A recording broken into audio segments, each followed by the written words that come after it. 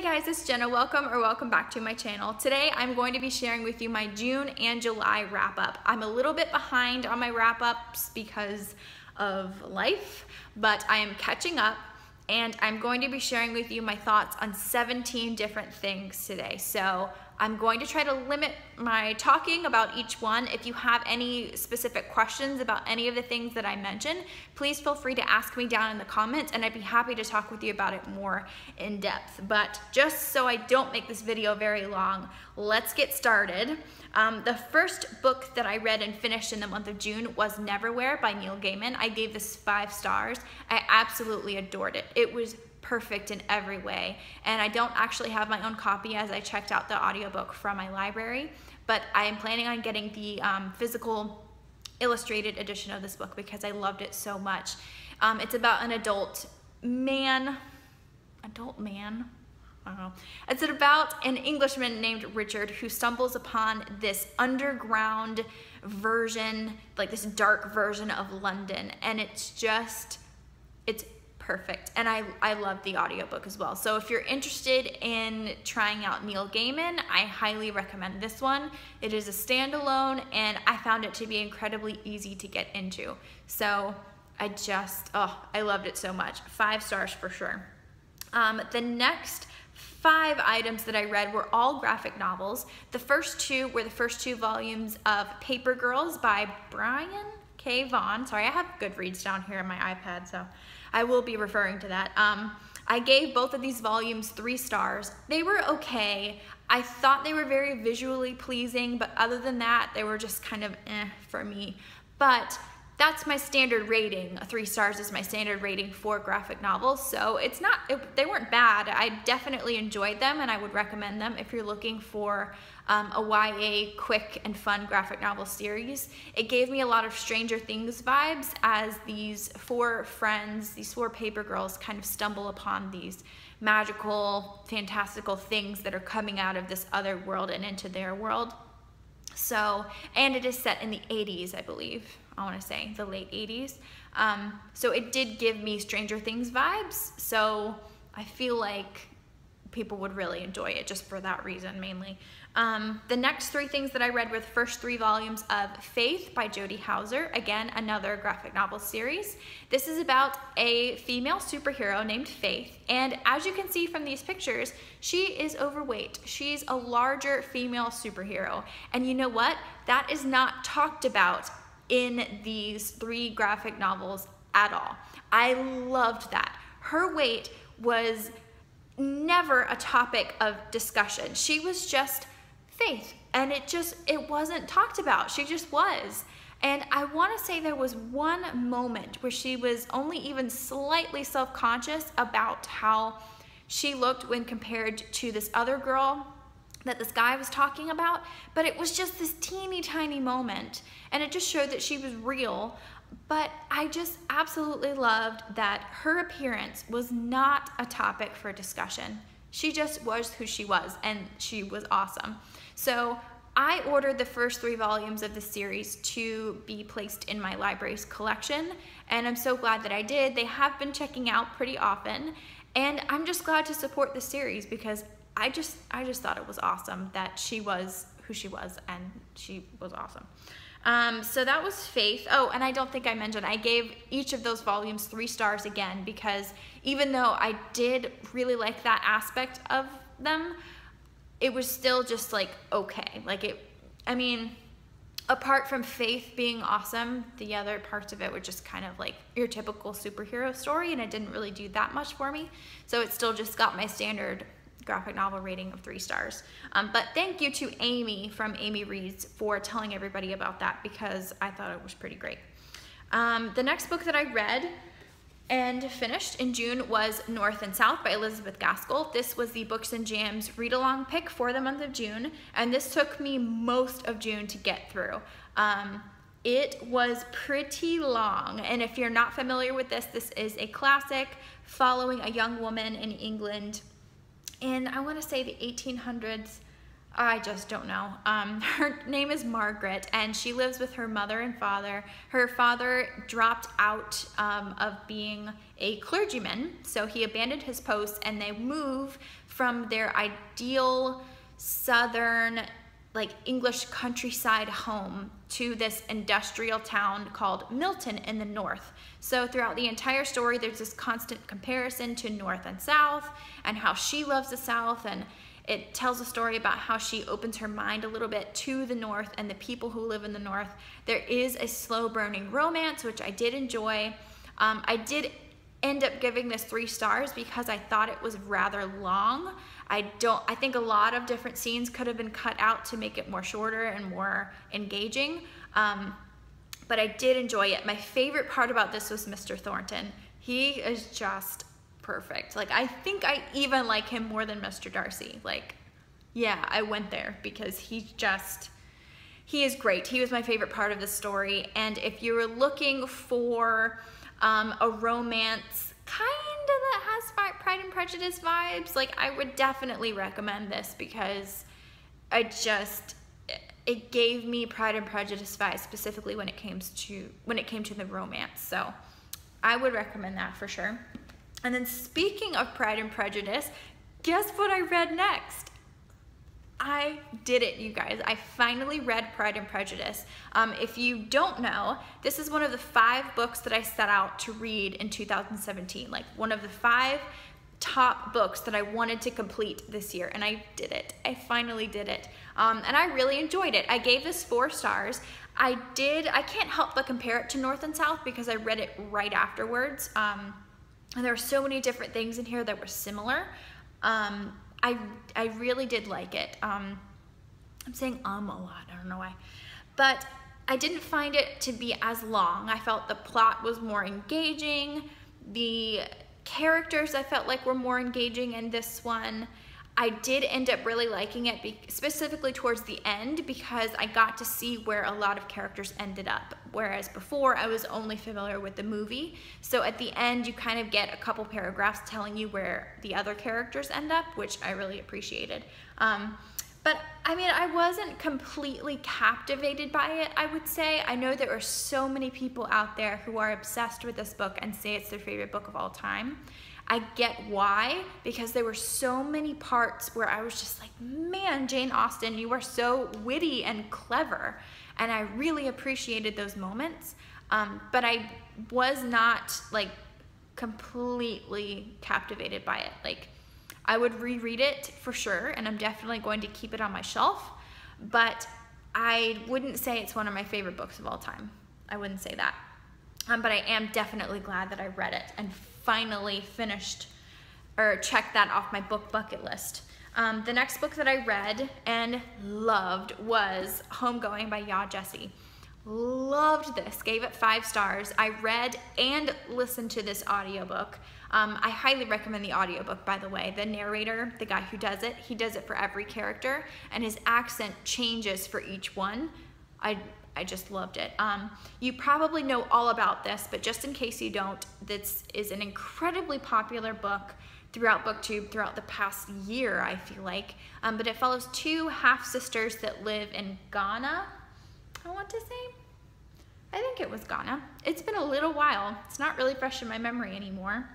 But it follows these 2 sisters and their journey from being in Africa in the 1700s, I believe. One of them is married off to a slave trader, and one of them is sold into slavery. And it follows their 2 journeys and how they're similar and how they're different, following them from the 1700s up to the present day and their ancestors. So I thought it was brilliant. And this is a debut novel. I could not believe it. As I was reading it, that was one of the main thoughts that I kept thinking of, is that I just can't believe this is a debut novel. So the hype is real. Go read it. If you're at all interested, I highly recommend it. The next book that I read was Unblemished by Sarah Ella. I did end up giving this book 2 stars, as I was incredibly disappointed in it. Well, maybe not incredibly, just disappointed. I didn't hate it. I don't think it was bad. I really wanted to like it because it was sent to me as a birthday present by Cassie, one of my friends and subscribers. she sent it to me as a birthday present because she absolutely loves it. So I wanted to love it. I read it for the Emoji-a-thon in June, which I don't know if I actually even completed. I kind of forgot about it due to some family things and summer craziness.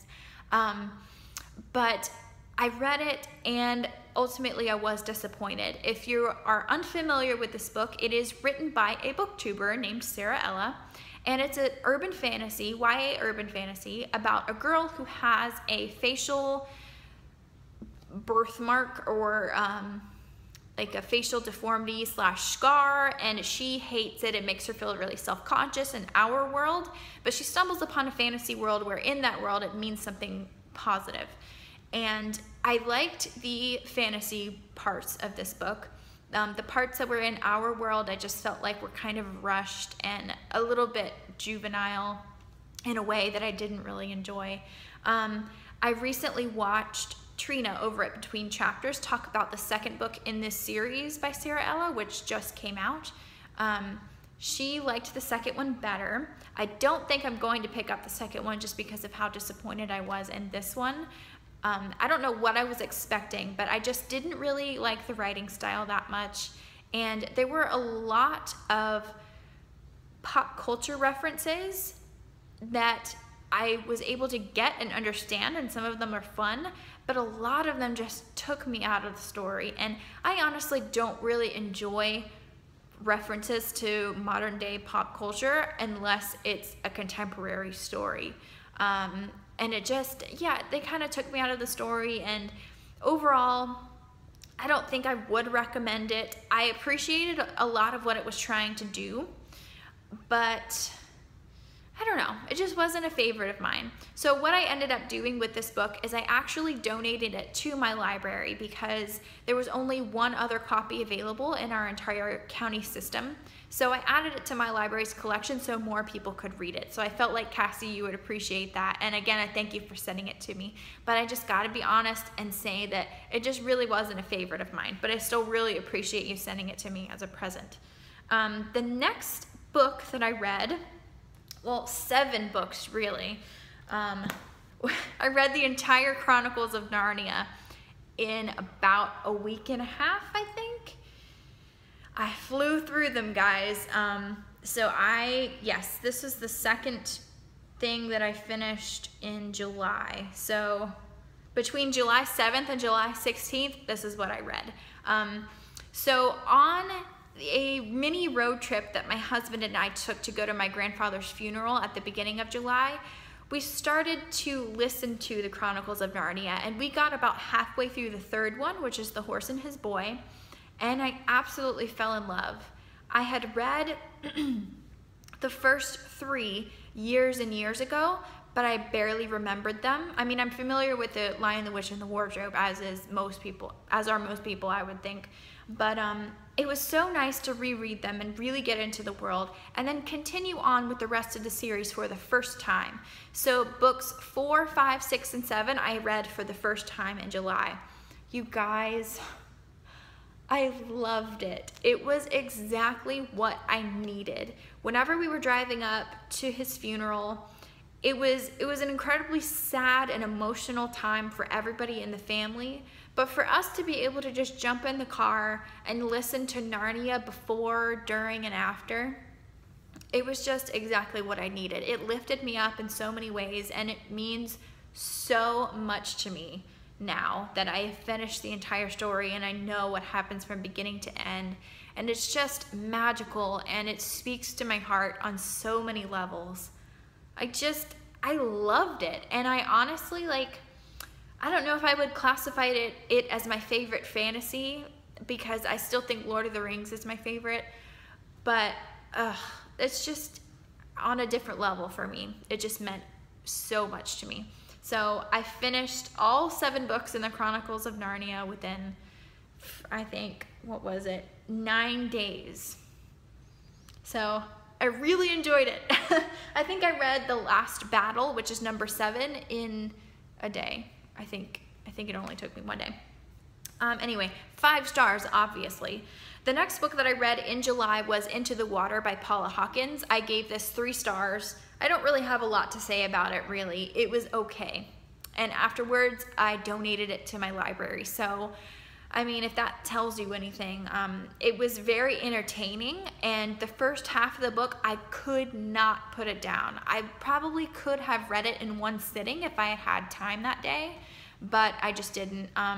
So it's an adult thriller / mystery. It's really more of a mystery. I wouldn't call it a thriller, really. There are quite a few twists and turns, but nothing that I didn't see coming. I thought it was highly entertaining, but that was about it. I was disappointed. I did like The Girl on the Train better, for sure. But I mean, if this is made into a movie, I would probably go see it, just because I don't know what it is. Paula Hawkins' writing, she just has a way of making simple plot lines feel so engaging. And even at the end, you don't feel like a lot happened, but you do at the same time. I don't really know how to explain it. But it was okay, 3 stars. We're almost done, guys, sort of. The next book that I read, the next 4 books that I read were all in the Booktubeathon vlogs. So if you'd like to hear more thoughts on them, please feel free to watch those. But the next book that I read was When Dimple Met Rishi by Sandhya Menon. I gave this 3 stars, didn't I? Yes, 3 stars. It's a YA contemporary. You probably know all about it. It was okay. I was ultimately disappointed. It was cute, but I think I'm just done with YA contemporaries. I'm just done. I'm not gonna completely swear them off, but I know for sure that even when BookTube hype gets to me, I don't think I'm going to reach for YA contemporaries anymore, because they just ultimately disappoint me every single time. Even though they may have cute moments, they may be quick and easy to get through, they might make me feel good at some points, but I ultimately always leave them disappointed because there's just never enough depth for me. But it was cute. I would probably recommend it. But like I said, watch the vlogs, so you'll get more thoughts on that. The next book that I read was Murder on the Orient Express by Agatha Christie, which I gave 4 stars. My first Agatha Christie. I was very excited to read this, and again, check that huge check mark off of my book bucket list. I was so excited to finally read one of her books.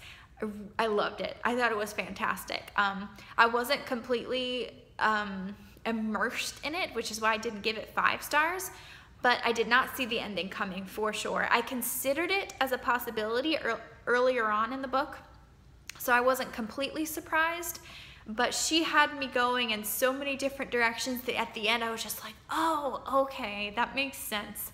So I highly recommend, and I'm glad that I read it before the new movie comes out in November, which I am very excited about now. The next 2 books I read were the first 2 volumes in the Amulet graphic novel series by Kazu Kibuishi. I think that's how you say it. I loved these. I think, you guys, I finally found a graphic novel series that I love. I gave them both 5 stars. And then right after I finished the second one, I put books 3 through 7 on hold for my library, and I have them in my living room right now. And I'm hoping to finish them by the end of next week. I'm obsessed with them. I think it's so fantastic. It's a middle grade fantasy graphic novel series, and it's about these 2 siblings who discover a world with magic, and it has such strong family relationships, and it's just perfect. I feel like it should be made into a movie. It should be. It's fantastic, and I highly recommend it.